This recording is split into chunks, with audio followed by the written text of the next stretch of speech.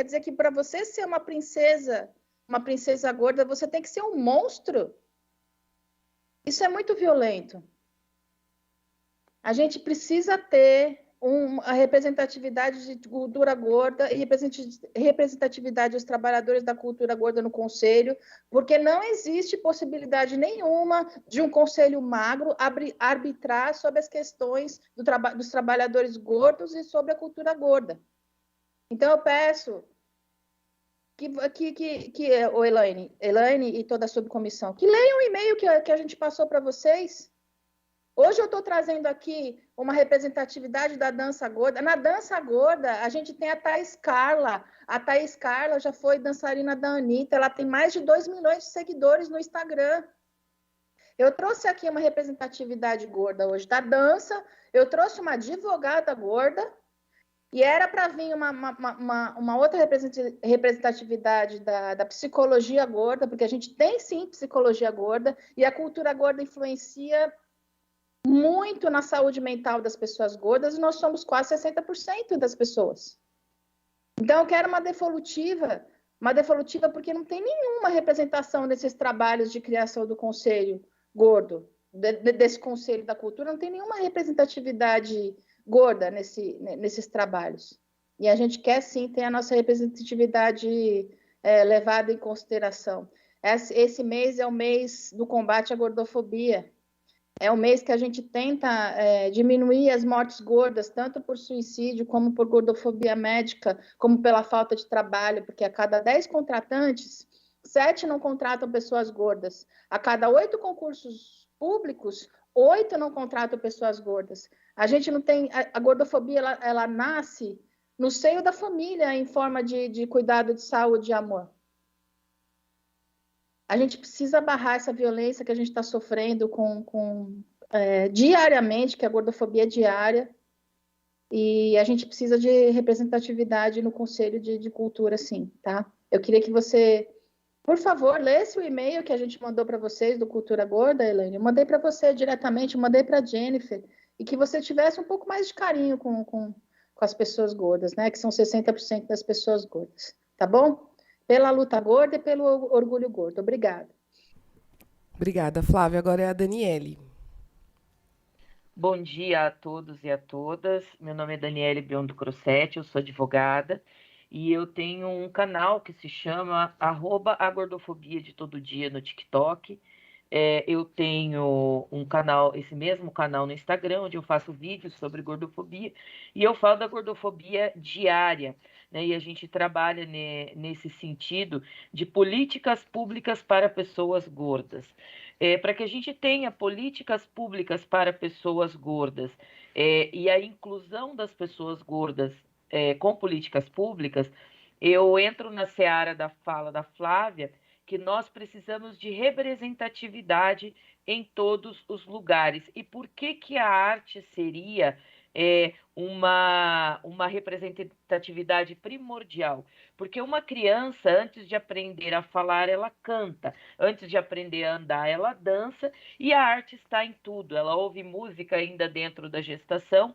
E como que a gente vai ter menos discriminação com as pessoas gordas, principalmente na primeira infância, se a gente não tem representatividade gorda dentro dos setores de arte que levem o gordo sem que ele seja tratado de uma forma caricata ou jocosa. Nós precisamos que o gordo seja tratado da mesma forma que as outras pessoas. A exemplo prático da cultura gorda, devido à visualização de uma entrevista que eu dei para um jornal de Curitiba chamado Plural, um editor de livros infantis me chamou para que eu opinasse com relação à presença de imagens gordas nos livros infantis, porque ele disse que a equipe dele de arte, formada por pessoas magras, tinha dito para ele que aquela representação geraria bullying dentro das escolas. Aí eu falei, como que a representatividade, trazendo uma criança gorda, sem que ela seja a brigona, a chata, a mal amada, a irritada, porque é esta imagem que a arte traz geralmente, ou vinha trazendo, das pessoas gordas.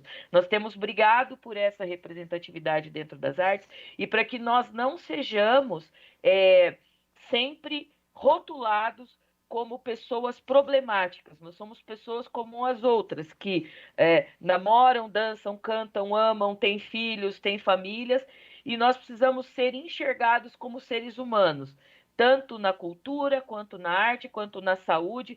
Toda pessoa gorda que já foi passar por um exame médico, por exemplo, ela sabe da dificuldade que é ela tirar a roupa dela e colocar um avental, por exemplo. A gente não tem avental do nosso tamanho, a gente não tem cadeira para a gente sentar. Olha um banheiro químico, imagine se uma pessoa de 120 quilos cabe dentro de um banheiro químico.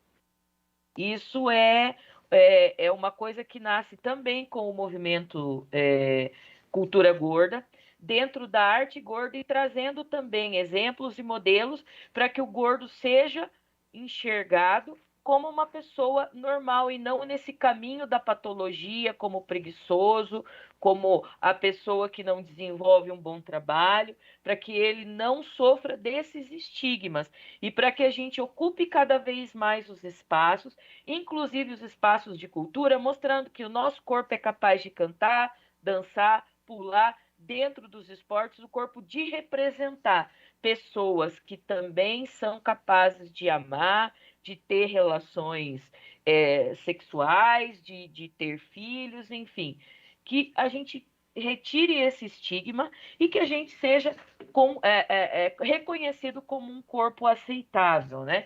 Na seara da fala da Flávia, a gente realmente pede mais representatividade e para que pessoas gordas possam desenhar políticas públicas para pessoas gordas dentro de situações que elas conhecem. Eu agradeço o espaço nessa audiência pública, agradeço o convite e desejo um bom dia a todos. Obrigada, Daniele. Agora é a Gal.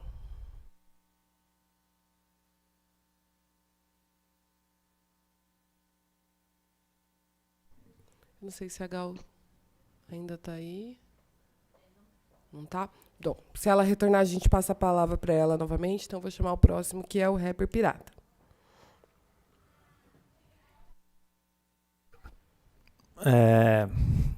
Bom dia. Em nome da Ilane, eu quero saudar todos os legisladores.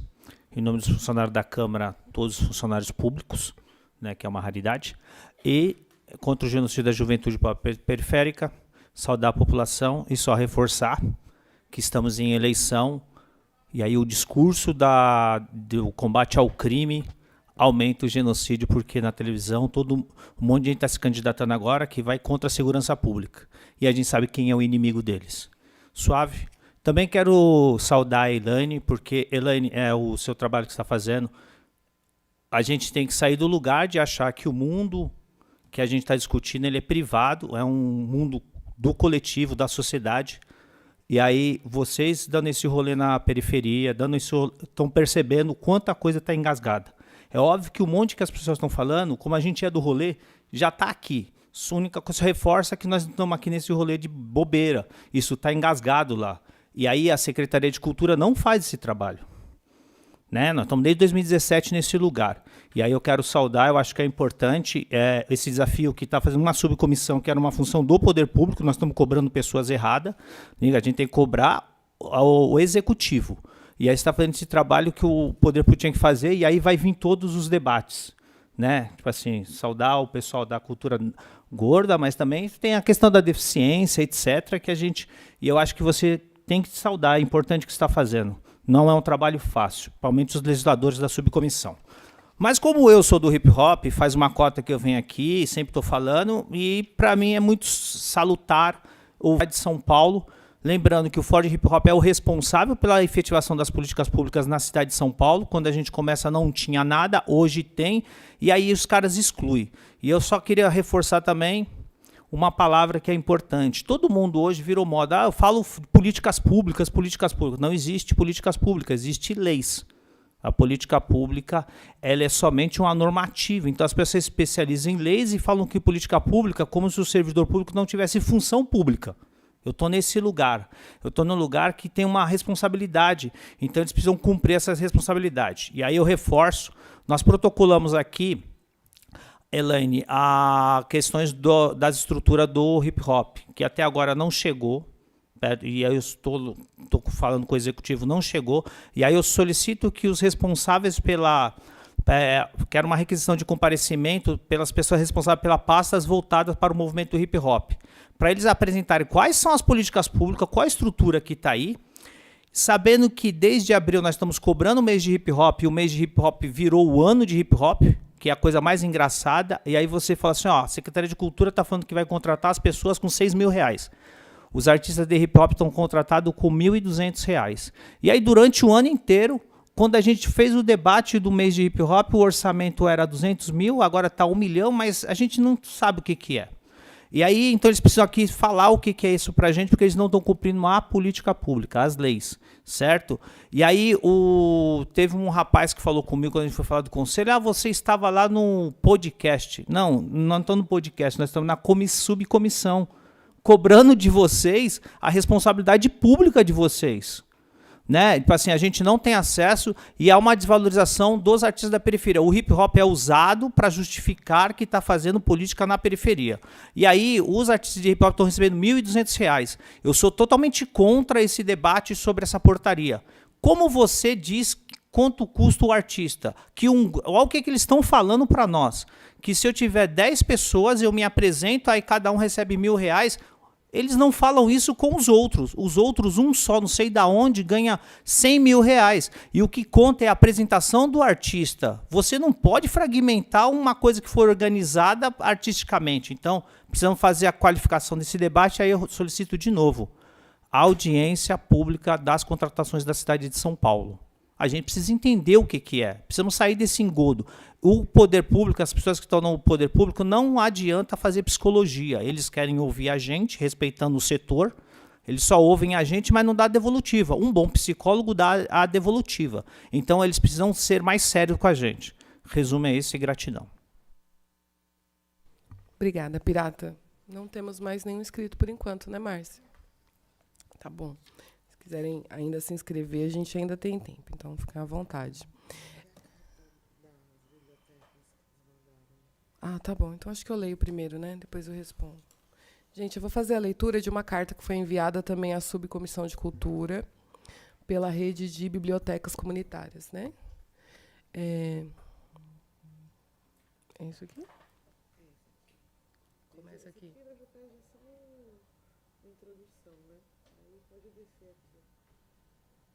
Aqui? Começa.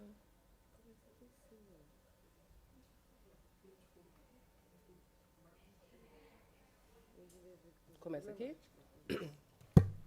Tá bom. O uso indevido dos recursos relacionados a dotações orçamentárias do PMLLB, bibliotecas comunitárias e PMLLB, feiras literárias. Essas dotações deveriam ser utilizadas na criação de leis de fomento, editais ou premiações com foco no fomento a essas iniciativas, como meta de curto prazo do eixo da democratização do acesso, descritos na Lei número 16